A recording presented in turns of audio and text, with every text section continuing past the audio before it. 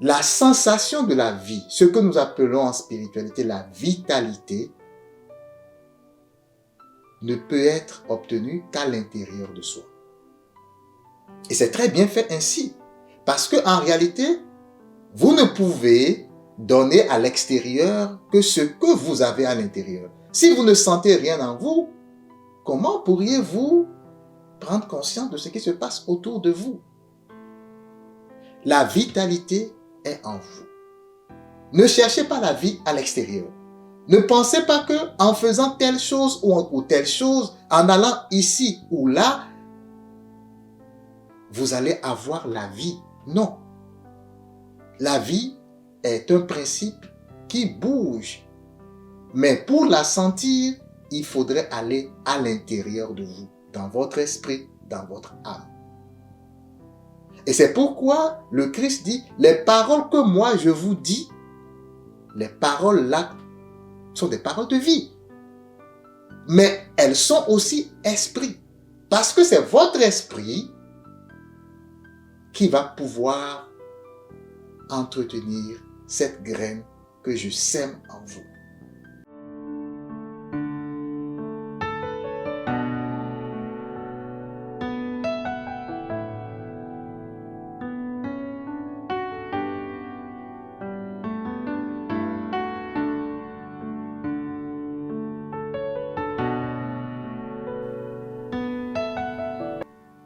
Mesdames et messieurs, bonjour et bienvenue dans ce nouvel épisode de notre série Renaître de nos cendres.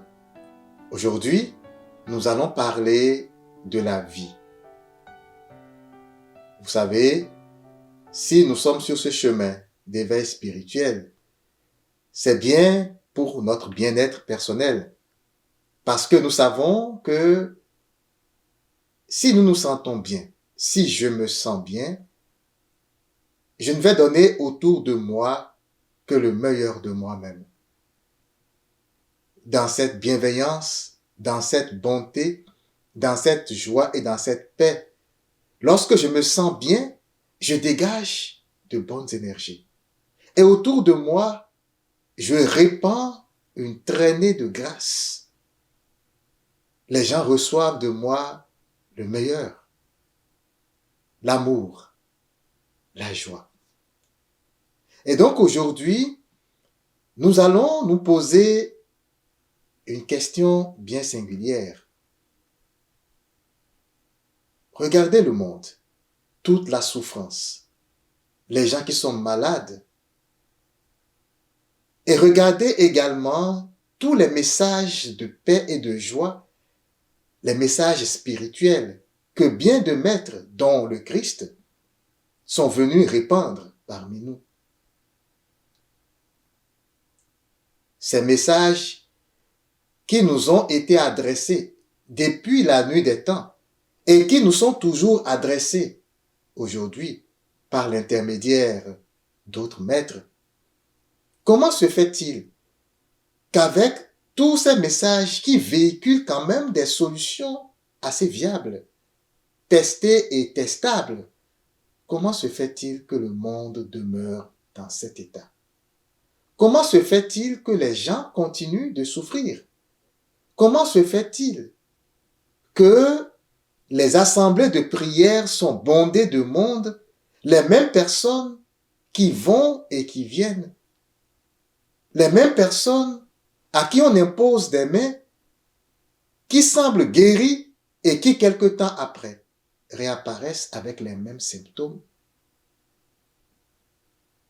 Comment se fait-il que quelqu'un qui est addict à quelque chose, l'alcool, le sexe, peu importe,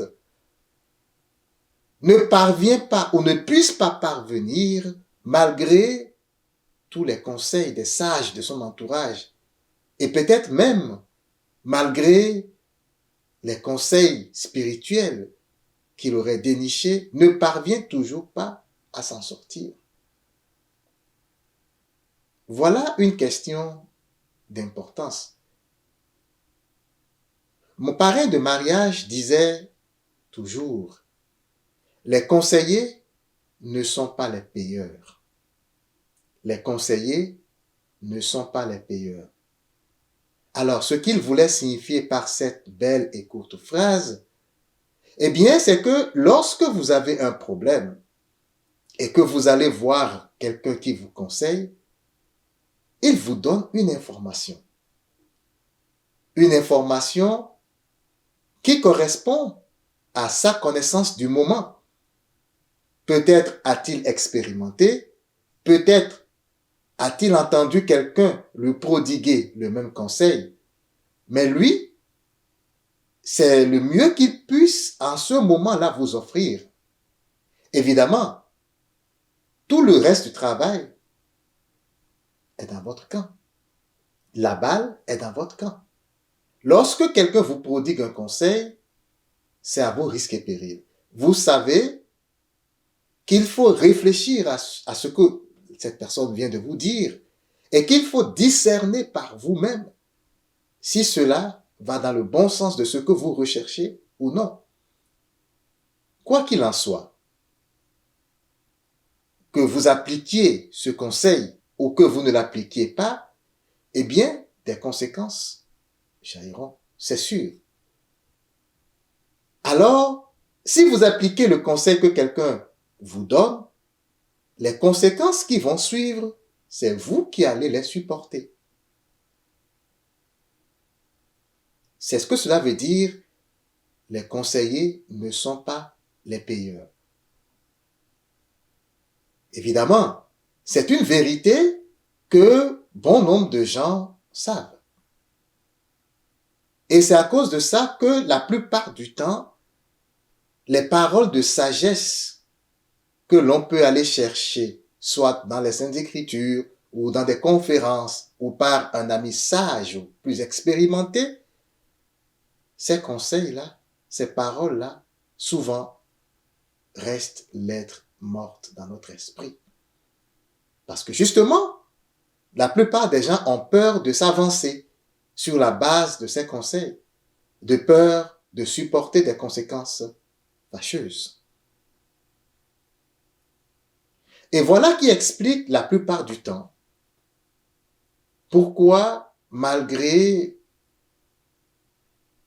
toutes les bonnes paroles, malgré tous les bons conseils, il y a certaines personnes qui stagnent.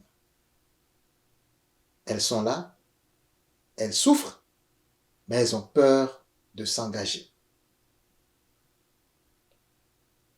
Quel est le problème ici? Eh bien, c'est que dans leur esprit, les conseils sèment quelque chose. Celui qui te conseille ne peut pas venir mettre en pratique ce conseil dans ta vie. Vous êtes d'accord avec moi? Ce n'est pas parce que je vais à une conférence et qu'un maître spirituel ou qu'un prêtre, un pasteur ou un rabbin ou un imam prêche une parole de sagesse et que je l'entends, cette parole en moi, je saisis l'information. Ce n'est pas parce que lui, il a dit ça que de but en blanc, cette parole va avoir un impact dans ma vie et que je vais cesser du jour au lendemain de souffrir. L'information, c'est une graine qui est semée. Cette graine, nous allons l'appeler ici la graine de la vie. Ou encore, lorsque c'est une mauvaise graine, la graine de la mort. Aujourd'hui, dans cet enseignement, nous allons aborder le sujet de la graine de la vie. Parce que dans les enseignements précédents, nous avions déjà parlé de la graine de la mort. Ces paroles que les gens sèment dans notre esprit et qui nous font tellement réfléchir, qui troublent tellement notre esprit que nous en perdons le sommeil. Ça, c'est la graine de la mort. Aujourd'hui, nous allons plutôt parler des paroles de sagesse, des paroles de lumière. Ces paroles qui sont de nature, si nous les acceptons et si nous les aimons, à nous sortir de nos déboires, de nos souffrances, de nos misères. Alors, la graine de la vie, qu'est-ce que c'est? Le Christ dit, moi, je suis venu pour que vous ayez la vie et la vie en abondance. Dans un autre passage, il dit, les paroles que je vous ai dites sont esprit et elles sont vie. Alors, qu'est-ce que c'est que la vie? Est-ce que la vie, c'est de se réveiller, de respirer, de marcher, de manger, d'aller travailler, d'aller en vacances ou d'aller s'amuser? Qu'est-ce que c'est que la vie? Est-ce que la vie, c'est de se chicaner, d'être tout le temps anxieux? Qu'est-ce que la vie? Eh bien, c'est une question, c'est un concept qui est difficilement définissable avec nos mots humains. Pourquoi? Parce que la vie n'est pas quelque chose qui est purement physique. La vie transcende notre connaissance humaine. La vie est quelque chose de spirituel. C'est quelque chose de transcendante. C'est quelque chose qui vient du plus profond de l'être. Alors, avec nos mots humains, c'est sûr que c'est un peu difficile de comprendre, de trouver les mots justes, de trouver la formulation juste pour donner une idée juste de ce concept qui est tellement vaste. Tout ce que nous savons, c'est que les maîtres spirituels nous éduquent à la vie. La vie est simplement de rester là et de défendre son intégrité physique, de peur de mourir d'une attaque quelconque ou d'un accident. Est-ce ça la vie? La vie, est-ce d'être dans ce corps physique et de faire des activités ici? Je pense que la vie va au-delà de cela. La vie, c'est quelque chose qui est vraiment, vraiment transcendantal. Ça veut dire que ça va au-delà de ce que nous pouvons percevoir par notre seule conscience ici, sur cette terre. La vie, c'est quelque chose qui coule. La vie, c'est un processus.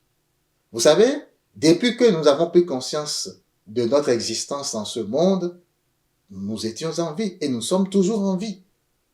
Mais regardez, est-ce que quelque chose est pareil? Est-ce que 2 secondes de notre vie sont pareilles? Est-ce que 2 instants de notre vie, de notre existence sont pareils? Non. Même au même âge, même à la même place, même avec les mêmes personnes, 2 instants ne peuvent jamais être pareils. Supposez que vous avez participé à une fête avec des amis et vous avez tellement aimé comment ça s'est déroulé.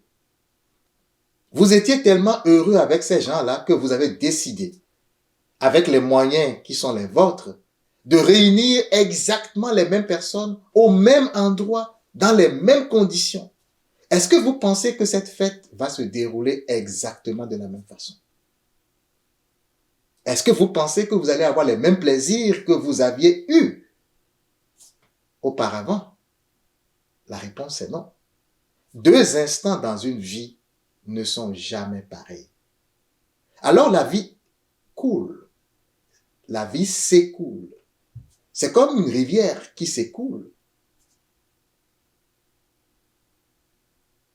La rivière ne revient pas en arrière. Et alors, l'expérience que vous faites dans une section de la rivière ne peut jamais être identique à une autre expérience, puisque les vagues qui traversent cette section de la rivière ne sont pas les mêmes. Ainsi en va-t-il de la vie. Alors, pour moi, la vie est une énergie. C'est une énergie qui coule. Cette énergie est mue ou soutenue par l'énergie première qu'on appelle l'esprit de Dieu ou l'amour. Ce qui donne la vie, c'est l'amour. L'amour est une une grande énergie, la plus grande des énergies. Et donc, quand on parle d'énergie, nous avons à l'intérieur des forces qui font mouvoir les choses.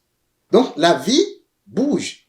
Même si vous êtes ici et que vous êtes assis, autour de vous, la vie bouge. La vie fait bouger les choses. C'est pas parce que je décide de ne pas bouger que les choses ne bougent pas. Même en moi, mon cœur bat. C'est déjà un mouvement. Dans l'évangile de Thomas, les disciples ont demandé à Jésus, eh bien, donne-nous une preuve de la présence divine en nous. Et il a répondu, le mouvement au repos. Ce qui atteste de la présence de Dieu en chaque chose en ce monde, c'est la vie. Et la vie bouge. C'est un mouvement, même si vous êtes au repos, ce mouvement continue. Donc pour moi, la vie, c'est une énergie. C'est une énergie qui fait mouvoir les choses. Parce qu'elle-même, elle bouge. Là, elle bouge à différentes fréquences. Et justement, comme je viens de le dire, ce qui sous-tend cette énergie, c'est l'Esprit de Dieu. Ce que nous appelons, dans les religions, l'Esprit Saint. C'est la connexion entre toutes choses. Et donc, quand le Christ dit, je suis venu pour que vous ayez la vie, il est en train de parler de ce principe vital et vivifiant qui fait bouger tout autour de nous et en nous. La question qu'on se pose ici, c'est est-ce que nous participons à ce mouvement? Est-ce que, de par notre libre arbitre, est-ce que nous participons à ce mouvement de la vie? Avant d'aller sur cette question, nous allons peut-être nous poser la question, mais si la vie bouge comme ça, si c'est une énergie qui coule, elle est où? Eh bien, la vie est en toutes choses, n'est-ce pas? La source, Dieu ou l'univers ou ce principe créateur qui a bâti tout ceci, vit en chaque chose. Qu'est-ce qui peut exister en ce monde si l'esprit divin n'est pas en lui? Ce qui soutient l'existence de tout ce que nous voyons ou tout ce que nous pouvons sentir, c'est l'esprit divin. Donc, la vie est en toutes choses. Mais il y a une différence.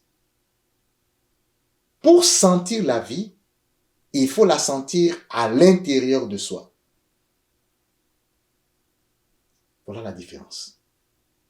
Par exemple, lorsque je vais dans une forêt, lorsque je vais au parc ou dans la nature, je peux voir que les feuilles bougent. Les arbres ont grandi, les herbes poussent, il y a l'écosystème, les animaux bougent. Il y a de la vie dans toutes ces affaires. Il y a de la vie dans chacune de ces affaires. Mais est-ce que je peux sentir la vie dans ces affaires sans que moi-même je ne sois en conscience? Non.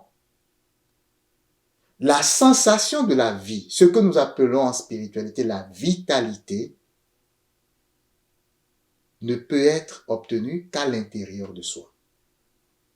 Et c'est très bien fait ainsi. Parce que en réalité, vous ne pouvez donner à l'extérieur que ce que vous avez à l'intérieur. Si vous ne sentez rien en vous, comment pourriez-vous prendre conscience de ce qui se passe autour de vous? La vitalité est en vous. Ne cherchez pas la vie à l'extérieur. Ne pensez pas que en faisant telle chose ou telle chose, en allant ici ou là, vous allez avoir la vie. Non. La vie est un principe qui bouge. Mais pour la sentir, il faudrait aller à l'intérieur de vous, dans votre esprit, dans votre âme. Et c'est pourquoi le Christ dit, les paroles que moi je vous dis, les paroles là sont des paroles de vie. Mais elles sont aussi esprit. Parce que c'est votre esprit qui va pouvoir entretenir cette graine que je sème en vous. Voilà, chers frères et sœurs, la révélation. La parole est esprit et elle est vie. C'est une graine qui est semée dans ton esprit. C'est toi qui lui donnes vie. C'est toi qui l'entretiens. En définitive, c'est toi qui acceptes que cette graine ne soit pas étouffée par d'autres graines. Parce que, rappelez-vous la parabole du semeur. Vous vous rappelez? Le semeur qui part et qui va semer des graines dans plusieurs sortes de terres. Il y a des sols rocailleux, il y a des sols assaillis par les mauvaises herbes, il y a des sols infertiles, il y a des sols fertiles. Alors cette graine qui a été semée ne va pas germer de la même façon sur tous ces sols. Notre esprit est un terrain. C'est un sol qui reçoit divers types de semences. Nous avions vu que quelqu'un peut venir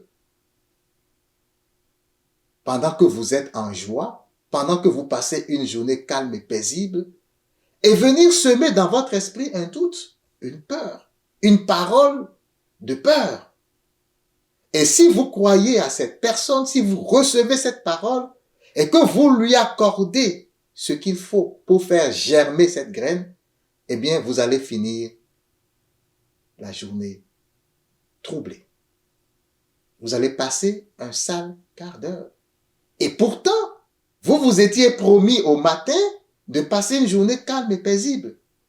Mais voici, vous étiez endormi. Vous n'étiez pas vigilant. Votre esprit n'était pas alerte quand cette parole est venue semer cette graine en vous. Ton esprit est une terre. Et cette terre, elle peut faire germer n'importe quel type de graine. Parfois des bonnes graines, parfois des mauvaises graines. Mais lorsqu'une parole de vie vient en toi, dans ton esprit, eh bien, c'est comme sur une terre où il y a déjà des mauvaises herbes. Évidemment, avec nos croyances, évidemment, avec nos conditionnements, avec notre formatage, avec tout ce que nous avons appris depuis que nous étions encore enfants, il y a plein de mauvaises herbes dans notre esprit. Il y a plein de mauvaises graines qui sont en train de germer là. Mais lorsque maintenant, une parole de sagesse vient pour semer la bonne graine, est-ce que notre esprit est en condition pour accueillir cette bonne graine? Est-ce que notre esprit est en condition pour arroser cette graine et la faire germer afin qu'elle puisse surplanter les mauvaises herbes et porter dans notre vie beaucoup de fruits? Telle est la question. C'est sûr, ceux qui nous conseillent ne font que semer dans notre esprit quelque chose. Le reste du travail, comme je l'ai dit tantôt, revient à nous.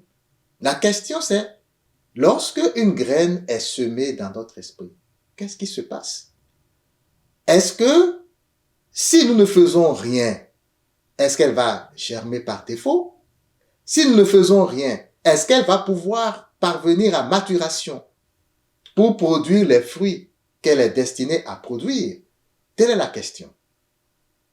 Alors, avec toute l'explication que je viens de donner, vous comprenez, je l'espère aisément, que dans notre esprit, la condition n'est pas toujours favorable à l'essor ou à la germination de bonnes paroles. Parce que la parole, la bonne parole est une bonne graine. Et le Christ dit, la parole que lui sortait, les paroles de sagesse, les paroles de spiritualité profonde, les paroles de bien-être, les paroles de bonheur sont des bonnes graines qui ont besoin d'être entretenues. La question c'est, comment arroser ces graines?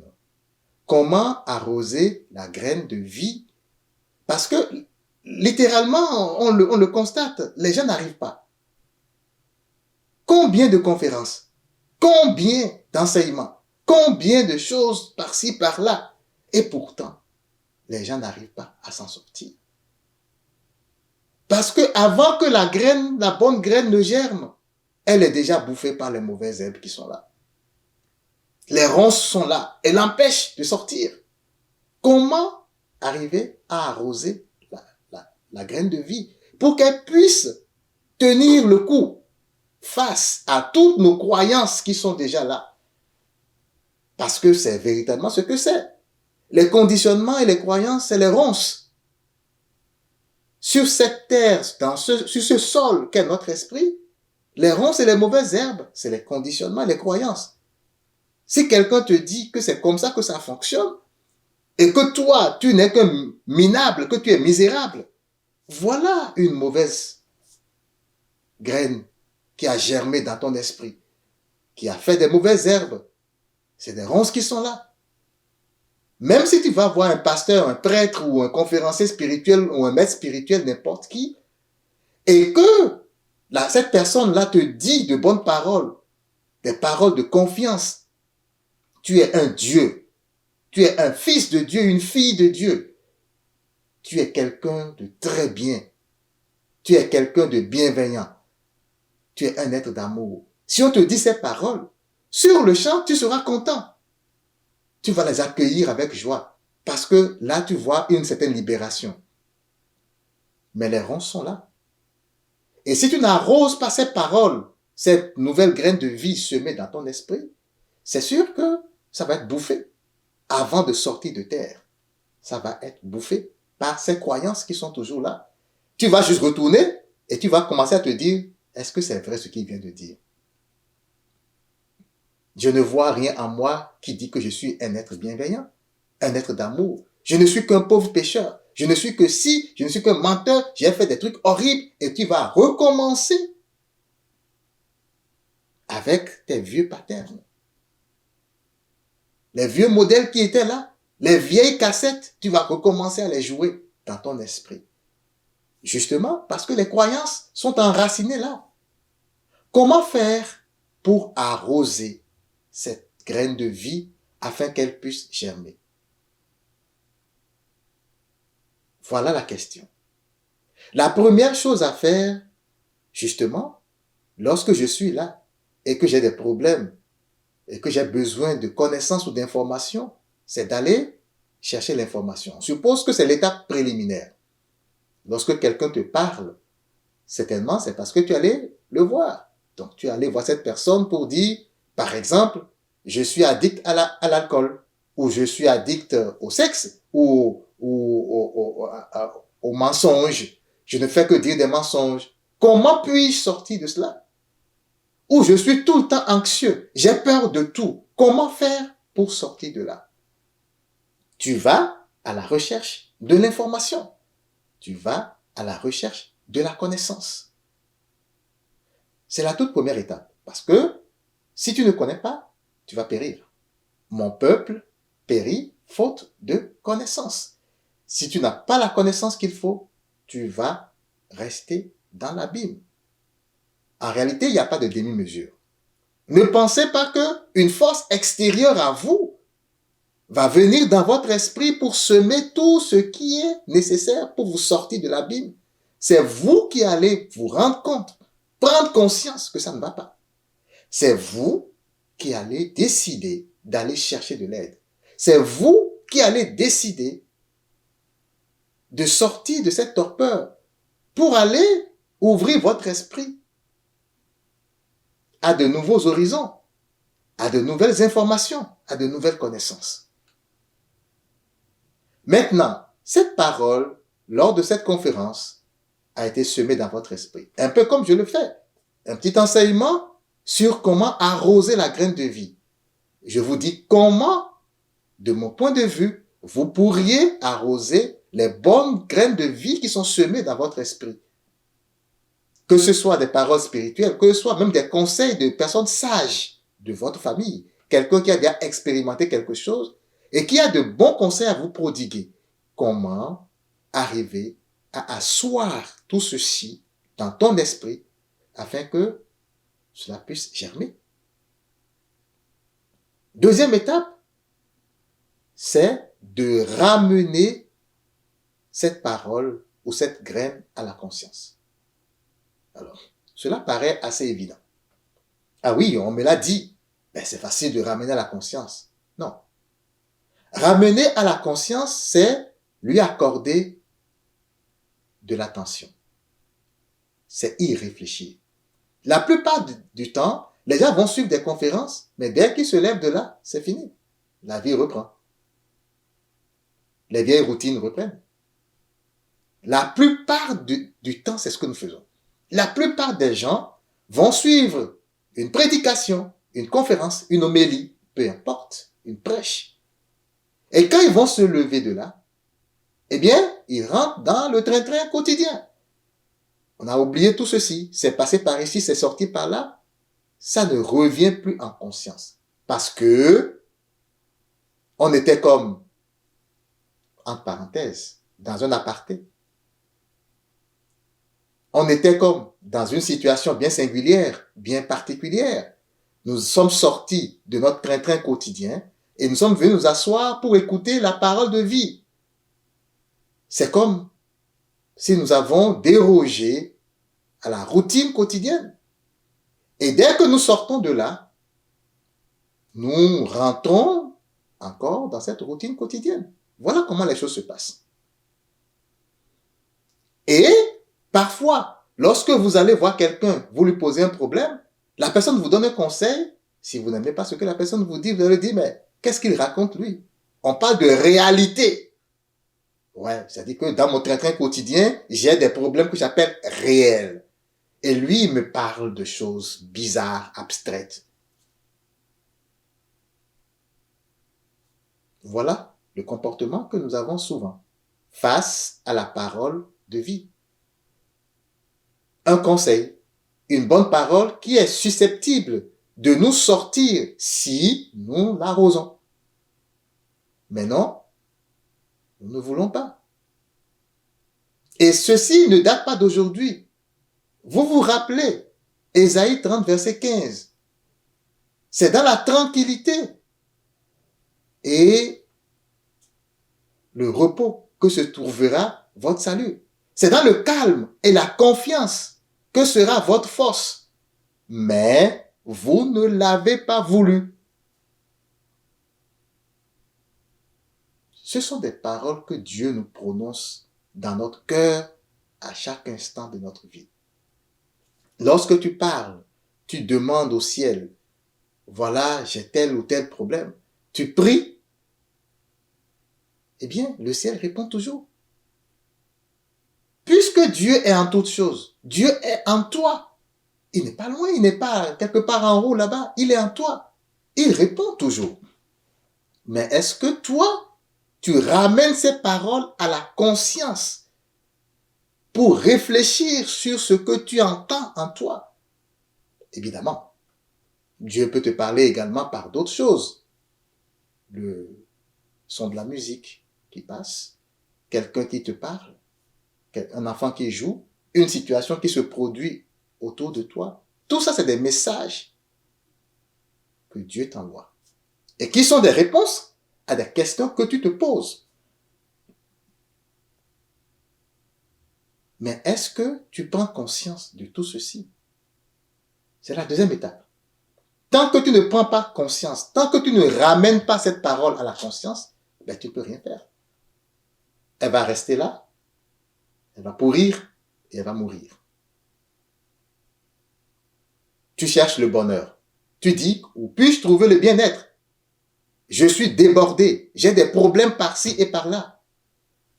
Mais voilà, tu es tombé sur cette conférence où on te dit de façon très simple, calme-toi, calme ton esprit. Tu étais content de découvrir cette avenue. Mais est-ce que, juste après, ça te dit encore quelque chose? Est-ce que tu as mis ton attention là-dessus comme un trésor que tu viens de dénicher? Si tu ne l'as pas fait, eh bien, ta vie va continuer comme avant. Tu auras juste ce que nous appelons un moment de lucidité. Et puis, ça va passer. La troisième étape pour arroser cette graine de vie, eh bien, c'est d'aimer l'idée. Cette parole qui vient d'être semée dans ton esprit, est-ce que tu la comprends comme cela se doit? Est-ce que ton esprit est ouvert pour aller chercher une information différente, voire contradictoire à ce que tu détiens déjà dans tes croyances? Et là encore, beaucoup se butent à cet obstacle. Voilà comment on m'a enseigné par le passé. Voilà ce que je sais. Ce qu'il me dit là, ça me paraît très nébuleux. Je ne crois pas vraiment en ces affaires. Même s'il y a un peu de logique là-dedans, je ne suis pas encore là. Et on se bloque. On n'aime pas l'idée. Oui, ça paraît fantastique. Ça paraît très logique. Mais non, je ne crois pas pouvoir le faire. Et on se bloque. La plupart du temps, dès que ça arrive, c'est qu'on décroche. J'ai lu un livre de spiritualité. Il est très, très bon, bourré de paroles de vie, où j'ai lu les Saintes Écritures. Ah, je viens de comprendre quelque chose. Mais c'est très difficile. Et il y a beaucoup de paroles, même dans les Écritures, qui sont perçues de cette façon par la multitude. On peut donner quelques exemples. Quand le Christ dit, si quelqu'un ne hait pas son père, sa mère, et même sa propre vie, il ne peut être mon disciple. C'est des paroles que les gens trouvent très dures. Parce que pour eux, c'est assez nébuleux. Comment on peut haïr quelqu'un? Mais le problème, c'est qu'on ne cherche pas à comprendre qu'est-ce qu'il veut dire. On ne cherche pas à comprendre le sens métaphorique de la chose, le sens profond de la chose. Parce qu'on s'entend. Dieu qui a créé tout ceci ne peut pas te demander, toi, un être d'amour, de haïr quelqu'un. On s'entend. Donc, on ne peut pas prendre ces paroles, par exemple, dans leur sens littéral, arguant que c'est très difficile à faire et que nous ne pouvons pas abonder dans ce sens. Non. C'est vrai, il y a des choses qui peuvent paraître difficiles à première vue. Mais souvenez-vous de ceci. Les seuls facteurs qui vont rendre difficile quelque chose dans ta vie ou dans ton esprit, ce sont tes croyances. C'est parce que la parole qu'on vient de semer en toi va à l'encontre de tes croyances. Sinon, il n'y a rien qui est difficile. C'est toi qui le trouves difficile. La même parole ou le même conseil ou le même trésor de vie que toi tu trouves très difficile à digérer va être facile pour quelqu'un d'autre. Cela veut dire que ce qui rend difficile est en toi. Et c'est tes conditionnements, c'est tes croyances. Alors, pour que la graine de vie puisse germer en toi, il est nécessaire, il est indispensable que tu aimes cette graine de vie, que tu aimes cette parole. Aimer, c'est lui accorder de l'importance. Donc, déjà, j'ai l'information en moi, j'ai ramené mon attention sur cette information, j'ai commencé à réfléchir là-dessus, mais après, il faut que j'aime ce que je suis en train de découvrir. Parce que si je n'aime pas, ça va disparaître tout de suite. Vous savez, l'attention ne reste que sur ce que l'on aime. S'entend? C'est pourquoi, dans les relations interpersonnelles, on se dit, accorde-moi un peu d'attention. Si tu m'aimes vraiment, tu m'accorderas de l'attention. L'attention et l'amour, c'est la même chose. C'est-à-dire que le meilleur de moi, je ne le donne que sur ce que j'aime. Et donc, c'est à ça que j'accorde mon attention. Parce que l'attention, c'est un peu comme euh, ce qui gère notre énergie. Et personne ne veut gaspiller son énergie. On veut mettre notre énergie sur quelque chose qui en vaut la peine, donc quelque chose que nous aimons. Si j'aime cette parole de vie, eh bien, je vais lui accorder l'attention qu'il faut. Par exemple, si mon mental est tout le temps surchargé, mon esprit est tout le temps troublé, j'ai toujours peur, et qu'on me dit, écoute, pratique de la méditation. Ah, comment je vais faire? On t'explique comment on pratique la méditation. On t'explique comment est-ce que la méditation peut devenir un mode de vie. Même en travaillant, même en marchant, tu peux être en train de méditer. Tu vis en présence. On t'explique ça. Est-ce que tu aimes cette parole? Ou bien tu préfères rester dans ton ancienne routine où tout le temps tu es devant des films, tout le temps sur Facebook, tout le temps en train de papoter avec quelqu'un? Parce que ça, c'est contradictoire à ce qu'on vient de te dire. Alors tu pourras trouver que la nouvelle graine qui est semée dans ton esprit est très difficile à digérer. Simplement parce que c'est contradictoire à tes anciennes croyances, à ton ancien paradigme de vie.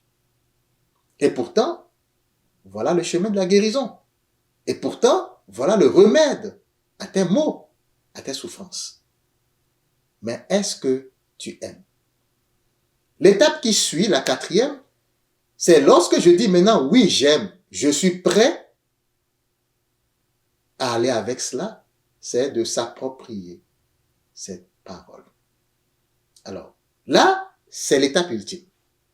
Parce que à partir de là, ce que tu aimes devient ton trésor. Et qu'est-ce qu'on dit? Là où est ton trésor, là aussi sera ton cœur.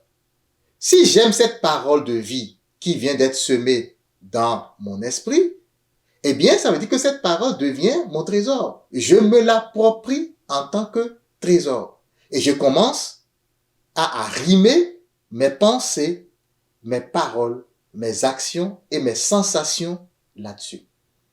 Tout ce que je dégage en tant qu'esprit doit désormais s'arrimer sur cette parole de vie que j'ai acceptée. C'est ça, s'approprier. S'approprier, ce n'est pas de faire un effort de... Non, ce n'est pas ça. S'approprier, c'est aimer. Aimer tellement que ça fait partie de toi. Est-ce que tu fais un effort pour ça? Non. Parce que ce pourquoi tu fais un effort, c'est ce à quoi tu résistes. Et parce que tu résistes à ça, tu dois dépenser une énergie supplémentaire pour t'en sortir. Ici, il ne s'agit pas de ça. Lorsque j'aime quelque chose, franchement, je ne fais pas d'effort. Regardez autour de nous. Si vous aimez manger du pain ou de la mangue, est-ce que vous faites d'efforts pour en manger? Non. Si vous aimez votre femme, est-ce que vous faites d'efforts pour elle? Non.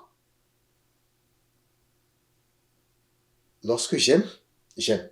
Je m'approprie ce que j'aime et j'aime vivre avec. Ça devient ma seconde nature. Donc, lorsque j'aime une parole, je ne fais pas d'effort pour ça. Ça devient mon trésor et ça entre dans mon cœur. Et au fur et à mesure, chaque jour, cette parole est dans mon cœur. Ça rejaillit dans ma conscience. C'est comme ça qu'on nourrit la graine. C'est comme ça qu'on arrose la graine. Parce que, imaginez qu'il y a une bonne parole qui arrive et que vous ne l'aimez pas ou que vous l'aimez un peu, que vous la délaissez. Qu'est-ce qui va se passer? C'est d'autres choses qui vont rejaillir sur votre conscience. Et tout ce qui vient en conscience, c'est ça que vous nourrissez.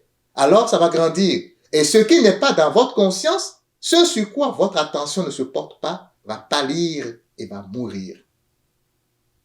Voilà comment les choses se passent en nous, chers frères et sœurs. Ce n'est pas de la magie. Il n'y a aucune tour nébuleuse ou floue quelque part là. Non. C'est assez logique tout ceci. Alors, je vais récapituler. Lorsque vous entendez une parole de grâce, ou un conseil, ou quelque chose qui est censé vous sortir de souffrance, ou de l'abîme dans laquelle vous vous trouvez, l'efficacité de ce conseil en vous dépendra seulement et seulement de vous. Mais vous pouvez arroser cette graine. C'est une graine de vie. Et toutes les paroles que le Seigneur a prononcées, que le Christ a prononcées, sont des paroles de vie. Mes paroles que je vous dis là sont esprit et elles sont vie. Mais seulement, on le voit autour de nous. Malgré qu'on dit on est chrétien, on est ci, on est ça, ben, on ne voit pas cette parole agir en chacun de nous. Nous sommes toujours jaloux, méchants, irrités, en colère, tristes et tout ça. Les rancœurs fusent partout dans les communautés religieuses. Est-ce que ça, c'est la parole de Dieu? Est-ce que ça, c'est la parole du Christ? Non. La parole est venue en nous, mais elle n'a pas été arrosée. Notre attention s'est détournée de cette parole et est repartie dans notre subconscient avec les vieilles croyances. Évidemment, ce que ça fait, c'est que ça meurt.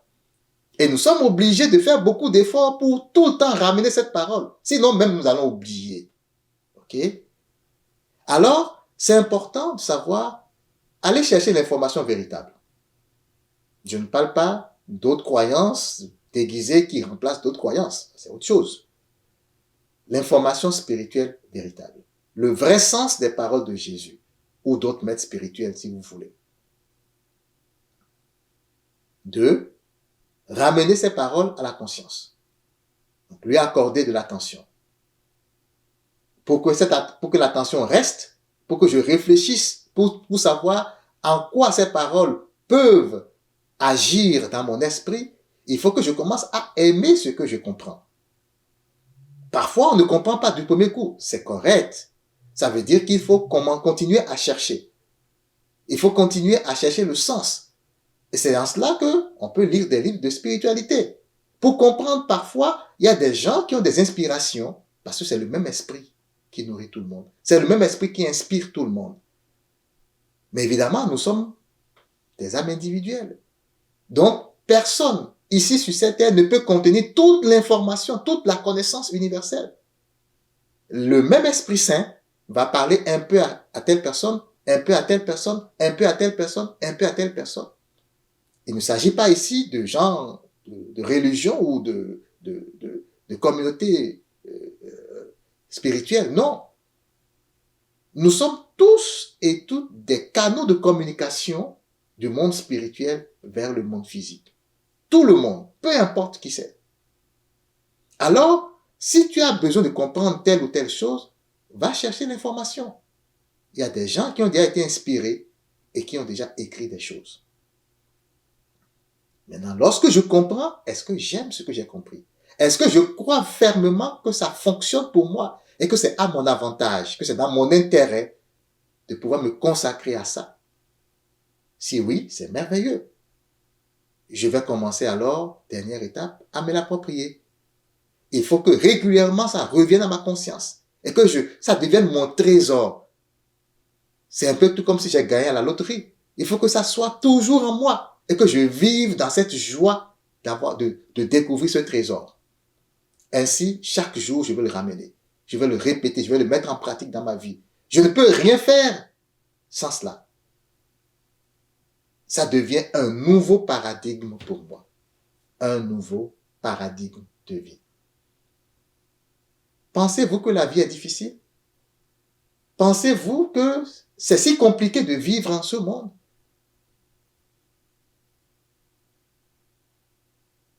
Ce sont nos croyances qui nous induisent dans ce genre de réflexion.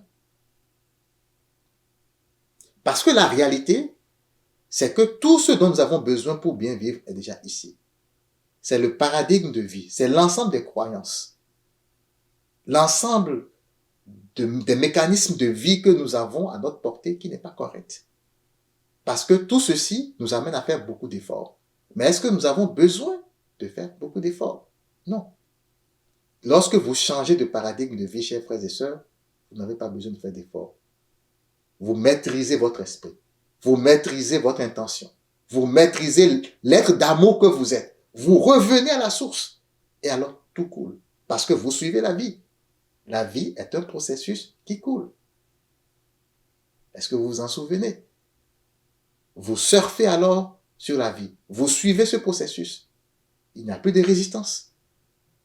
Il n'y a plus de mauvaise énergie. Vous êtes en bonne santé mentale et physique. Et voilà le bien-être. Et voilà le bonheur. Alors, j'espère que vous avez compris. Parce que ce que je dis ici, ce n'est pas un truc théorique. Il y a beaucoup de scénarios dans notre vie qui peuvent trouver écho, qui peuvent s'arrimer avec ce qu'on vient de dire ici. Par exemple, quelqu'un qui est alcoolique, qui est addict à l'alcool, on lui prodigue un conseil, ça peut être très difficile pour lui de s'en sortir. Simplement parce que ces étapes que je viens d'énumérer n'ont pas été suivies. Ou que quelque chose a cloché dedans. Soit il n'y accorde pas trop d'importance, ou bien il n'aime pas ce qu'on lui dit. Mais il va dire, mais c'est très difficile pour moi, je n'y arrive pas. Mais c'est pas vrai. Vouloir, c'est pouvoir. Il faut une bonne dose de volonté. Et la volonté, eh bien, se décline dans toutes ces étapes que je viens d'écrire. C'est la même chose si vous cherchez la paix. Si vous dites, j'ai toujours des problèmes dans mon foyer, j'ai toujours des problèmes avec les amis, eh bien, on peut vous prodiguer des conseils. Ah, si tu as des problèmes, c'est certainement parce que ton état d'esprit n'est pas toujours correct. Est-ce que tu aimes cette parole? Est-ce que tu penses que tu peux faire une cure, une auto-cure de détoxification de ton esprit pour être à même de retrouver qui tu es réellement afin de pouvoir apporter plutôt de la paix, de la joie, de la sérénité, de la bienveillance à tous ceux qui t'entourent? Ces paroles peuvent ne pas trouver écho en toi. Et alors, tu vas continuer avec ta routine. Ceci s'applique dans tout et dans tous les scénarios. Lorsqu'on te prêche l'abondance, on te dit, eh bien, tu es un être d'abondance. Tu peux être riche du jour au lendemain. Ça ne dépend que de toi. Tout ce que tu veux, la santé, la paix, la joie, l'argent et tout, tu peux les avoir. Est-ce que ces paroles trouvent écho en toi? Ou bien tu les balais du revers de la main parce que tu fais confiance à tes anciennes croyances? Voilà autant de choses, chers frères et sœurs, qui sont de nature à nous relever de nos misères, à nous ressortir de nos ténèbres et à nous replacer dans la lumière. Parce que nous sommes des êtres de lumière. N'oubliez pas que nous sommes des êtres de lumière. Mais nous l'avons oublié. Et nous sommes tellement ancrés dans notre position ténébreuse qu'il nous est assez difficile de pouvoir y renoncer pour revenir. Mais là, nous y sommes. J'espère qu'avec ces paroles, vous allez commencer à arroser les graines qui sont semées dans votre esprit, de telle façon à reprendre votre vie, votre propre vie en main. Vous n'avez besoin de personne pour être en joie, en paix et heureux dans votre vie. Parce que c'est pour ça que nous sommes là. L'homme n'est pas venu ici pour souffrir. Jamais. Non. Si quelqu'un vous le dit, c'est qu'il a menti. L'homme n'est pas venu ici pour souffrir.